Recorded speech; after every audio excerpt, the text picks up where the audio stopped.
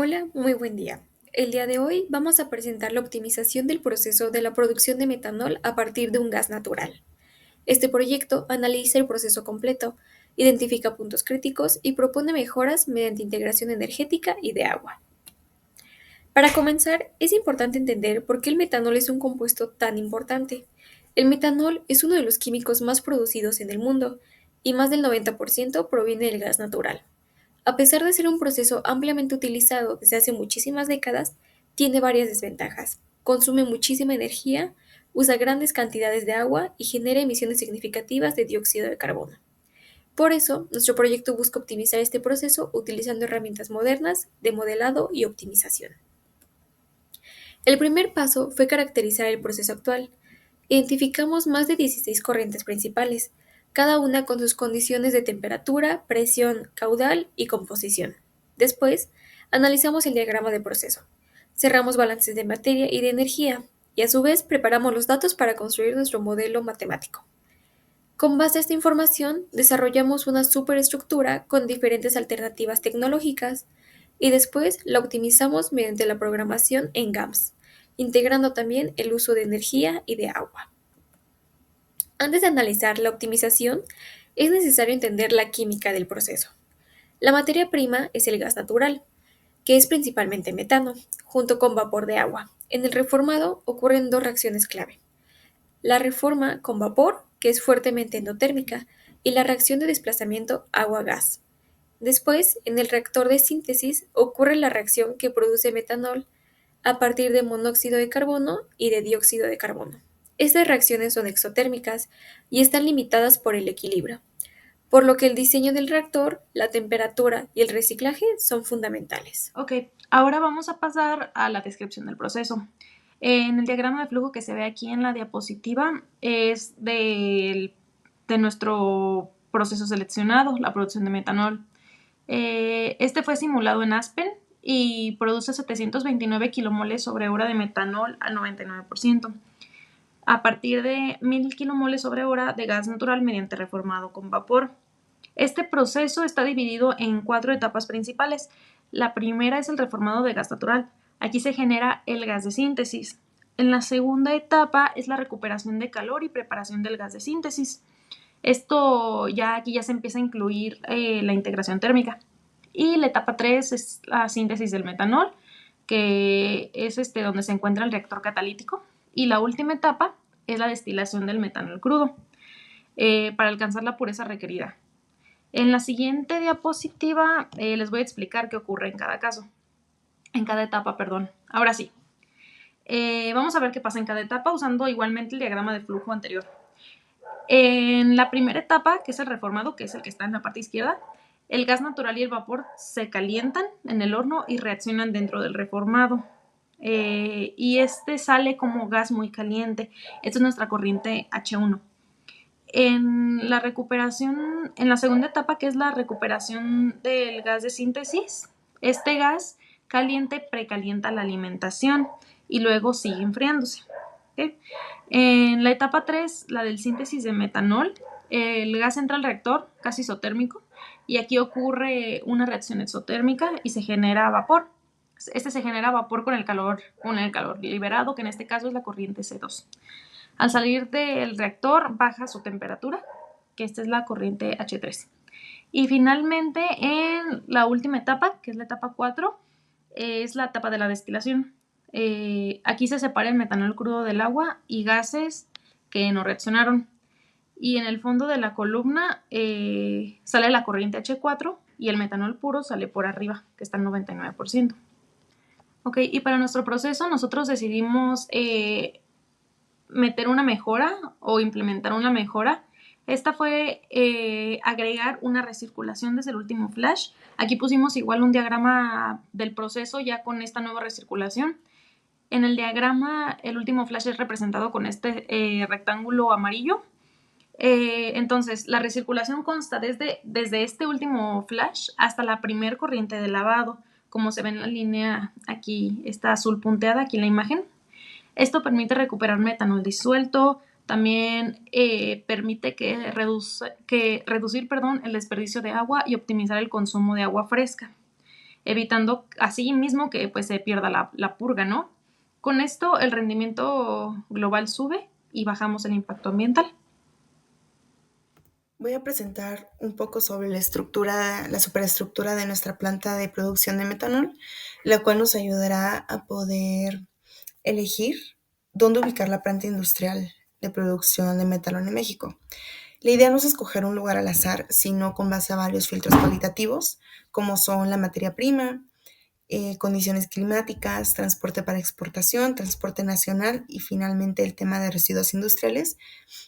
Y gracias a estos filtros podremos elegir cuál será el lugar óptimo para ubicar nuestra planta industrial. En este mapa podemos observar diferentes rutas de ductos de gas natural a lo largo del territorio mexicano. Nosotros escogimos 4 posibles estados o municipios del estado del país de México para poder levantar nuestra planta industrial, como sería Altamira, Topolobampo, Coatzacoalcos y finalmente Tula de Allende. En esta siguiente diapositiva podemos observar un mapa más a detalle de cada municipio. En Altamira, Tamaulipas, en Tula de Allende, Hidalgo, podemos ver que cerca de esta zona pasan ductos de gas natural, lo cual nos permitirá obtener con mayor facilidad nuestra materia prima sin que genere un costo extra de transporte a nuestro proceso. De igual manera podemos observar Coatzacoalcos, Veracruz y Topolobampo, Sinaloa. Después tenemos el otro filtro que serían las condiciones climáticas. La temperatura ideal de la planta está alrededor de 10 grados Celsius a 30 grados Celsius aproximadamente para facilitar el proceso de condensación y de enfriamiento. Debemos de contar con una baja humedad en la zona para evitar la corrosión, pocas tormentas tropicales y nada de heladas para evitar congelamiento en líneas de agua y no requerir tanta energía para el transporte de calor. En este caso, numeramos los municipios que nos favorecieron más, que serían Topolobampo, en segundo lugar Tula de Allende, en tercer lugar Altamira y finalmente Coatzacoalcos. Para el transporte para exportación, tenemos nuestras dos mejores opciones, que es Altamira, Tamaulipas, el cual cuenta al estar cerca de la costa, podemos usar el mar como el principal medio de transporte, que sería en barco. Sin embargo, se nos facilita más transportar al continente americano. Por otro lado, Topolobampo, Sinaloa, se facilitará más transportar hacia Asia. Y sabemos que Asia es el país con mayor producción industrial. Por lo tanto, el metanol será muy cotizado por este continente y será un gran comprador y un posible consumidor.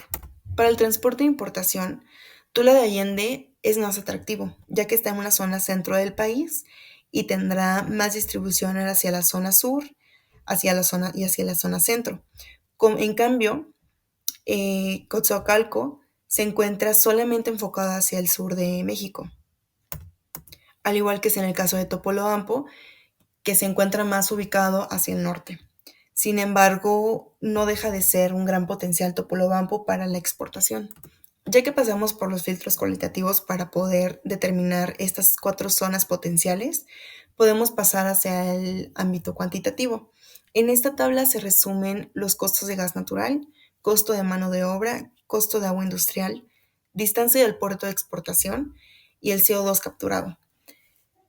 Entonces, para poder profundizar más, tenemos los parámetros que se utilizaron. En este caso tenemos el costo de mano de obra. Para Topolobampo se multiplicará el salario promedio, que son $12,000 por año, por los 100 empleados que se usarán en la planta. Esto fue una aproximación. Y el factor de Sinaloa, que es de 0.75. De igual manera, en Altamira, el salario promedio es de 15,000, en Coatzacoalcos de 14,000 y en Tula de 16,000. Se puede observar que la región con menor costo de mano por obra es Topolobampo con 9 millones de dólares por año. Por otro lado, tenemos el costo del gas natural por región, que está en dólares sobre 1 millón de unidades térmicas británicas. Entonces, tenemos que para Topolobampo el gas importado de Texas, viaducto, tenemos que se le suma el margen de transporte del Pacífico. Para Altamira es más barato por proximidad a Texas, más la logística a Tamaulipas. Para Coatzacoalcos se usa gas Pemex local y se le suman los impuestos de logística de Golfo. Y finalmente para Tula resulta que es más caro por transporte desde Texas o zona central. Entonces podemos observar que la región que más nos conviene para el costo de gas natural por región sería Altamira con 3.9 unidades. Por otro lado, vamos a observar el costo del agua industrial que tenemos a Topolobampo con una tarifa especial por uso de aguas residuales tratadas que sería de 0.8. Para Altamira, la tarifa normal más la escasez de agua en Tamaulipas que sería de 2.5. En Coatzacoalcos tenemos que la tarifa industrial es normal. Esta tarifa industrial es buena para la disponibilidad de agua de Veracruz, lo cual sería de 2.2. Finalmente, para Tula con 3.1 es una tarifa más alta a causa de la escasez crónica de agua. Por lo tanto, el que más nos conviene, por mucho, sería Topolobampo. Como se mencionó anteriormente, para la exportación, la región que más nos conviene es Topolobampo, ya que cuenta con únicamente 15 kilómetros para, para la distancia del puerto de exportación, ya que el puerto de Topolobampo está al lado de la planta, quedaría al lado de la planta, o sea, se ajustarían todos los parámetros para que esta planta pueda estar lo más cerca posible y reducir los costos de transporte para exportación. Y como se sabía, pues Tula es la que tiene mayor distancia en kilómetros, ya que debería de llegar al puerto de Veracruz, siendo el más cercano. Sin embargo, a comparación de los demás, este valor sería más alto. Por lo tanto, presentaría un mayor costo de transporte para exportación. Para el CO2 capturado, tenemos que para Tula no hay planes de captura. En Coatzacoalcos la captura parcial es de 12%, Altamira de 25% y en Topolobampo mayor al 90%. Esto significa que si la planta se encuentra en Topolobampo, el impacto ambiental será menor, ya que se capturan 800 kilotoneladas por año. Ok, ahora pasamos a la integración energética. Primero, las corrientes calientes que tenemos disponibles en el proceso, o sea, las que pueden dar calor, aquí tenemos, en la tablita se muestran todas las corrientes calientes que tenemos. Por ejemplo, está la H1, que es el gas reformado que sale del horno a 790 grados centígrados y este se enfría hasta 350 grados centígrados. Es la más potente porque tiene 65.23 megawatts. La corriente H2 es la del gas de síntesis después de los intercambiadores. Pasa de 350 a 120 grados centígrados con 30.55 megawatts.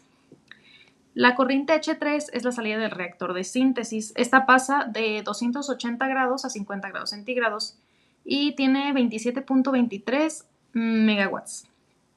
La corriente H4 perdón, es el fondo de la columna de destilación.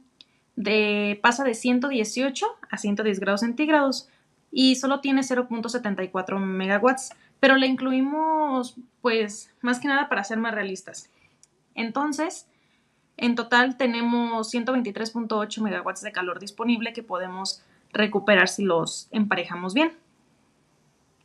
Ahora, las corrientes que necesitan calor, o sea, las corrientes frías. Tenemos la corriente C1, que es la alimentación al reformador en la que hay que calentar de 180 a 650 grados centígrados. Esta es la corriente más grande, por lo tanto tiene 66.87 megawatts. La corriente C2 es el reactor de síntesis, que es casi isotérmico a 280 grados centígrados. Como en realidad no tiene una delta T, lo modelamos con solo 5 grados centígrados de diferencia. Y por eso el CP sale altísimo, de 3.880 kilowatts sobre grados centígrados, o sea, 19.40 megawatts.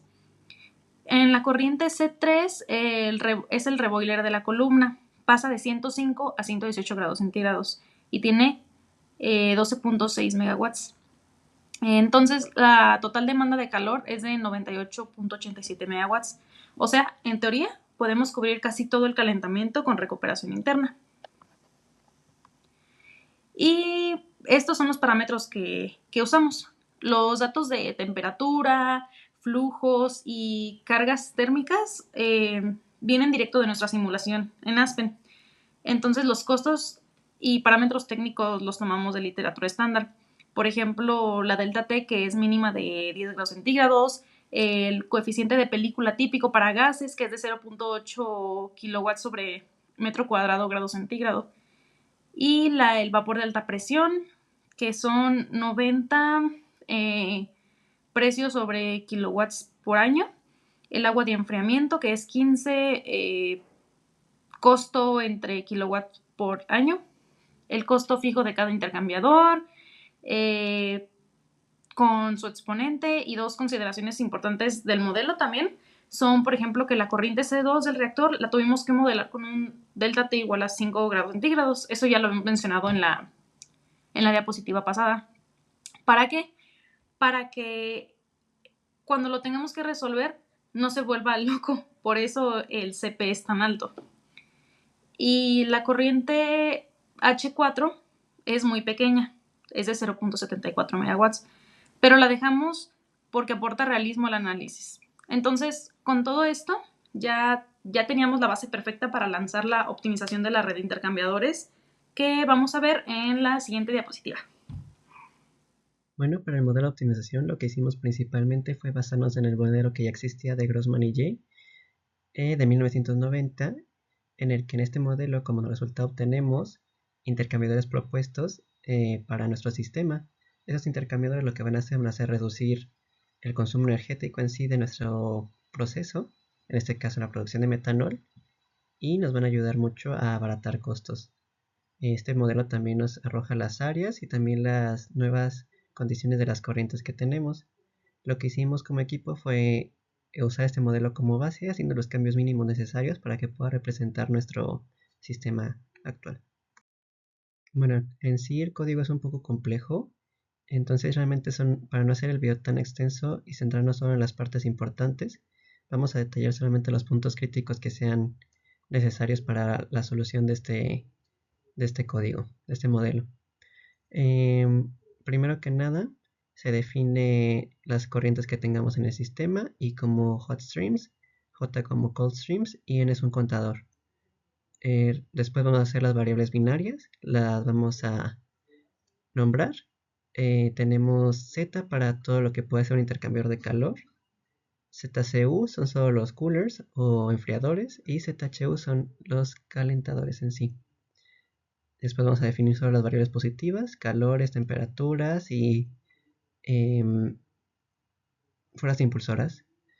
También tenemos variables que no podemos meter como positivas, como por ejemplo los costos para que el modelo funcione, porque es lo que va a optimizar. Y todos los parámetros, estos parámetros pues ya vienen en el modelo original, nada más vamos a meter los nuestros que correspondan a nuestro sistema. Bueno, una vez que ya están los parámetros, vamos a declarar las ecuaciones. Principalmente van a ser balances de masa y las condiciones de las corrientes. También incluye esta parte las fuerzas impulsoras que funcionan dentro de nuestro sistema.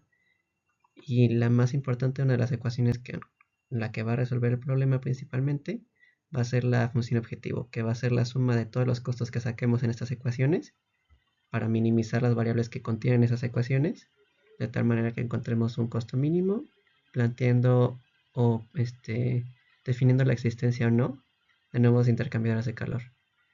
Posteriormente a las ecuaciones, pues ya que están declaradas, se escribe tal cual lo que son los balances matemáticamente y cualquier ecuación que venga aquí, su definición matemática se escribe posteriormente para el modelo de Grossman.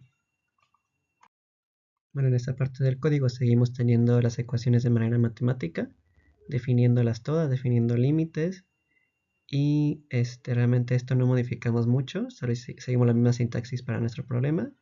Y una que vale la pena resaltar aquí es la función objetivo que incluye la minimización de los costos. En este caso todavía no, pero la ecuación va a ser costos, va a ser igual a realmente, en pocas palabras, la suma de todas las utilidades y costos que ya planteamos anteriormente, que van a depender de también no solo de gastos, sino también de gastos económicos, sino también de gastos energéticos.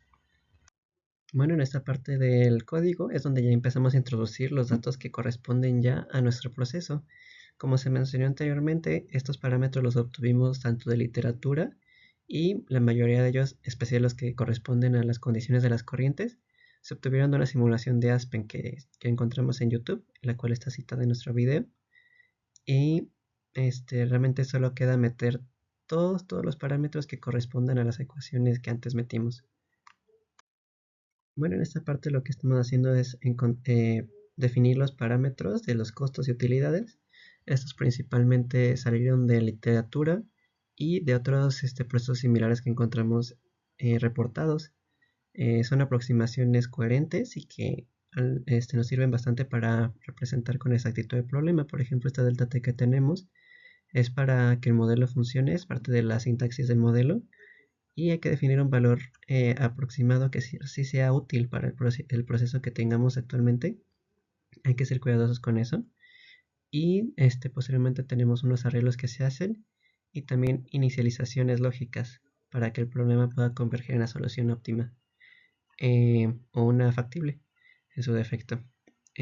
Posteriormente tenemos más ecuaciones de los balances energéticos y de las fuerzas impulsoras. Y por último, lo que se está pidiendo el modelo es resolver la superestructura a partir de dos tipos. La primera opción es con NLP. El NLP se va a resolver con un modelo que se llama Cono, que ya está dentro del paquete de GAMS. Y la parte también la parte de las variables binarias se va a resolver con MinNLP, con un modelo que se llama DICOP. Y al final al programa se le pide solucionar minimizando los costos.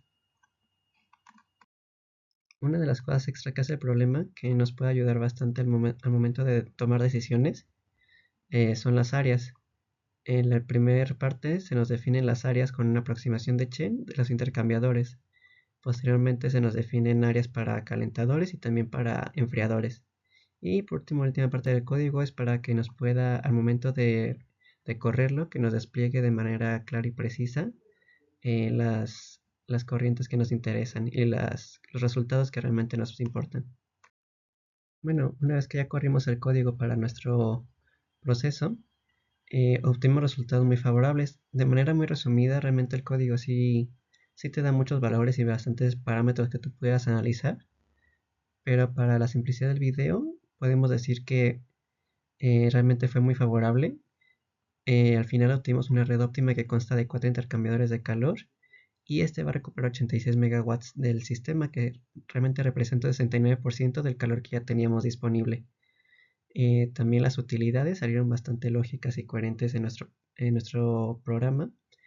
Se redujo un 81% el costo energético que tenía a 12.99 megawatts, de los cuales 0.28 megawatts van a ser para el horno, 10.77 para el vapor de reactor y 1.94 para el reboiler. Y también tenemos buenos resultados para las utilidades frías, que quedaron en 37.96. El costo total anual nos quedó competitivo en comparación a los que vimos reportados. Va a ser de $1.881.563, de los cuales cierta parte va a corresponder a una inversión inicial, otra parte para calentamiento y otra parte para enfriamiento. Buenas tardes. Por mi parte les voy a explicar un poco de cómo se hizo la integración del agua. Podemos reducir el consumo de agua fresca para el vapor del reformador en un 94% y ahorrar cerca de $500,000 al año. La demanda de vapor en el reformador es fija. Esta es de 22.5 toneladas por hora, con un máximo de 200 partículas por millón de sales. Como podemos ver en las tablas que se muestran a continuación, son 22.43 toneladas por hora en conjunto de las dos entradas de las corrientes, de 21.15 más las 1.28 toneladas por hora, la cual nos da de 22.43 toneladas. Es decir, tenemos casi exactamente el flujo que necesita el reformador y el 94% ya cumple la calidad. Ahora, los parámetros que vamos a usar para esas mediciones serían los siguientes: el costo de agua de proceso, el costo de tuberías y las horas de operación. Como podemos ver, los costos son en millones de dólares, de 2.5, 0.8, 3.5 y 1.2, y con aproximadamente 8,000 horas al año. Antes de decir todos los parámetros que usamos para la simulación en Aspen, podríamos decir que para ese proceso nos basamos en la simulación del proceso en Aspen que hizo Francisco Espinola Lozano de la Universidad de Jaén, con el propósito de extraer los datos de cada corriente del proceso y hacer la optimización correspondiente. A continuación, se muestran los datos de esta simulación. Bueno, para la parte del modelo de optimización del agua, esta hace la integración del agua a partir de conocer las corrientes que requieren agua, las corrientes que están sacando agua, y para nuestro caso en especial decidimos optimizar planteando una recirculación. La recirculación que estamos planteando va a ser desde la salida del flash final que tenemos en nuestro proceso. El agua que se está descartando se va a recircular a nuestra entrada de alimentación fresca. Esto en teoría nos debería permitir un mucho menor uso de agua fresca y eso a la larga requiere mucho menos gasto. Esto se va a ver reflejado en los resultados del código, pero prácticamente es lo que hace este código. Va a tomar todas las corrientes conocidas que nosotros le estemos dando a nuestro proceso, va a minimizar estas variables de flujo para hacer mínimos los costos. Bueno, para no extendernos mucho en el código, como ya se explicó más o menos cómo era el funcionamiento del mismo, realmente vamos a explicarlo muy por encima. Primero se definen qué corrientes ocupan agua, qué corrientes están desechando agua y qué corrientes ocupan agua fresca, alimentación nueva. Definimos las variables positivas como flujo desagregado, desperdicio segregado, aguas frescas, agua segregada fresca, el desperdicio total que tenemos y una variable muy importante, las composiciones. Estas son porque principalmente no podemos tomar en todas las corrientes agua que lleve contaminante de más por un tema de calidad. Deja de ser factible para nuestro proceso estar metiendo agua contaminada del proceso por otros reactivos. Entonces hay un límite que tiene de contaminante el agua que nos permite decir si sí la podemos meter a nuestro proceso o no. Y justamente es algo que es el código. Y solamente estamos definiendo que la variable del costo va a ser una variable libre. No la vamos a definir como positiva o negativa para que se pueda ser optimizada. Posteriormente a eso se meten todos los costos y con todos los parámetros necesarios. Posteriormente se declaran todas las ecuaciones, que principalmente son los balances de masa y los límites de concentración, y una función objetivo que va a incluir todo lo anteriormente mencionado. Bueno, aquí está la parte matemática de estas ecuaciones que declaramos, y al final se le pide al modelo que vaya a solucionar todo. Para un primer caso lo hicimos sin la recirculación para ver cómo quedaba el modelo optimizado sin meter la corriente de recirculación del flash a la alimentación fresca. Y posteriormente, como es un problema LP, pues es el modelo que estamos utilizando. No hay ningún tipo de no linealidad en nuestras ecuaciones. Y posteriormente lo que hicimos fue proponer la recirculación que les comentaba. Y con eso vamos a hacer un arreglo muy sencillo. Definimos que ahora la recirculación sí pueda pasar solo en la corriente 1. Y vamos a declarar que la corriente 2, que es una que ya teóricamente nosotros estudiamos que sobrepasaba los límites de contaminante, quedara en cero, que no se pudiera recircular. Y haciendo esto obtenemos otros resultados usando también el mismo modelo. Bueno, para la parte de los resultados realmente fueron muy buenos, a diferencia de la integración energética. Aquí obtuvimos una reducción del consumo de agua de un 94%, lo cual es buenísimo a la larga porque estamos utilizando 94%, invirtiendo 94% menos en agua fresca. Esto porque la corriente es muy reutilizable, se está cumpliendo con las especificaciones, estamos dentro del margen de contaminantes para la reutilización. Y eso nos permite que el agua siga fluyendo en nuestro proceso sin tener que meter nueva, que es un costo. Entonces, al final esto es súper beneficioso. Al hacer la comparación de recirculación y no recirculación, vimos que al recircular tenemos un ahorro anual de entre $423,008. Y realmente es muy bueno porque el único costo adicional que nosotros estamos metiendo sería la inversión inicial en tubería para hacer la conexión entre el flash y la alimentación fresca y una bomba que promueva este flujo. Pero realmente los resultados fueron muy muy favorables. Y bueno, por último, la optimización de la superestructura. Lo hicimos a partir de conocer los resultados de las integraciones que hicimos anteriormente, sabiendo que mejoraba mucho el proceso, tenía una recirculación con los nuevos flujos que obtenemos y la nueva demanda de agua fresca que tenemos, también la reducción de la demanda energética en nuestro proceso al integrar estos intercambiadores de calor nos dieron resultados favorables que nosotros pudimos rescatar para implementarlos en la superestructura.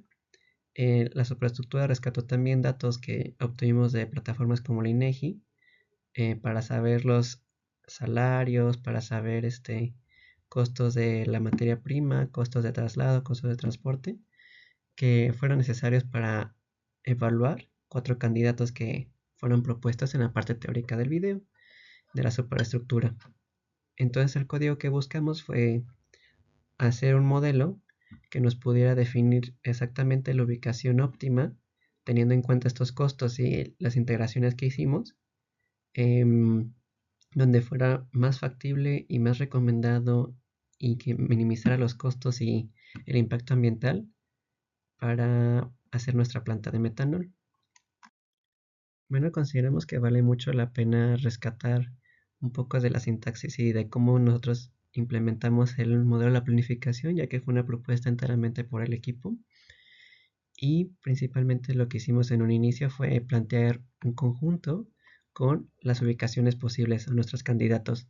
En este caso fue Sinaloa, Tamaulipas, Veracruz, Hidalgo. Y para definir cuál era la óptima, usamos una variable binaria que sería 1 para la ubicación óptima. Luego hicimos las variables positivas, que era la producción, en la ubicación deseada, en la ubicación que fuera óptima, y la variable del costo anual, en la que íbamos a optimizar costos.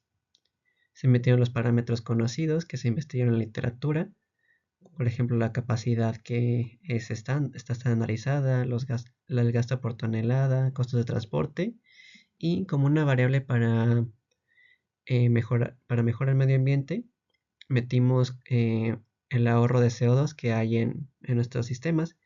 Estos reportes ya estaban hechos y tomamos valores de referencia para modelar este sistema. Y bueno, realmente metimos ya una vez que teníamos estos parámetros, también se metieron todos los costos asociados que ya teníamos. Nosotros consideramos como parámetro el costo del gas, costo de la mano de obra, costo del agua y la distancia hacia el puerto, porque son también costos, ¿no? Los fletes. Y bueno, el código es muy sencillo, pero útil. Ya para terminar, realmente lo que se hizo fue definir solo 3 ecuaciones muy básicas. Una donde nos dijera que solo había una ubicación posible, es decir, que no podía haber más de una ubicación óptima. Eso se hace sumando todas las variables binarias y que solo el resultado pueda ser 1. Esto nos indica que nada más una ubicación puede tomar el valor de 1 y las demás tienen que tomar el valor de 0. Esto para evitar que el modelo pueda decirnos más de una y que realmente obtengamos un resultado óptimo y concreto. También definimos la capacidad para la ubicación óptima que decide el programa. Y por último, la suma de todas las ecuaciones anteriores de los costos con el fin de minimizar los costos para la ubicación óptima. Y este modelo se optimizó con MIP, ya que tenemos variables binarias, pero es un LP. Entonces, es el modelo que se utiliza y se utiliza la solución Simplex, que ya viene en el paquete de GAMS y es útil para resolver ese tipo de problemas. Y bueno, minimizamos los costos y los resultados son los que se presentan a continuación. Y bueno, una vez que se corre el código, lo que obtuvimos fue que la ubicación seleccionada iba a ser Topolobampo en Sinaloa, ya que la variable binaria nos dio un valor de 1. Entonces se hicieron los cálculos teniéndose en cuenta la producción asignada para esa ubicación, teniendo en cuenta sus características y sus costos, fue 500.000 toneladas por año. Y el costo logístico anualizado que teníamos para esta ubicación va a ser de 417.51 millones de dólares por año. Esta interpretación de resultados es lógica porque actualmente tenemos un proyecto muy fuerte viniendo a México que es Mexinol. Mexinol va a ser la planta más grande en el mundo de producción de metanol y justamente se está planteando en ser en Topolobampo, Sinaloa, una de las ubicaciones que nosotros propusimos por las condiciones que tenía. Y esto nos dice que realmente la decisión de meter Mexinol a Sinaloa, a esta ubicación precisa, es algo pensado. Como obtuvimos en el modelo, realmente es algo que nos sale económico, que tiene en cuenta los gastos de distribución, los gastos de la mano de obra ahí, la capacidad de obtener este gas natural de una manera más económica, de reducir el impacto ambiental y en general nuestro modelo coincide con esta decisión tomada ya por una empresa mayor y una decisión mucho más pensada que lo que fue nuestro análisis en primera instancia, pero es una buena aproximación y realmente es algo que se puede reportar.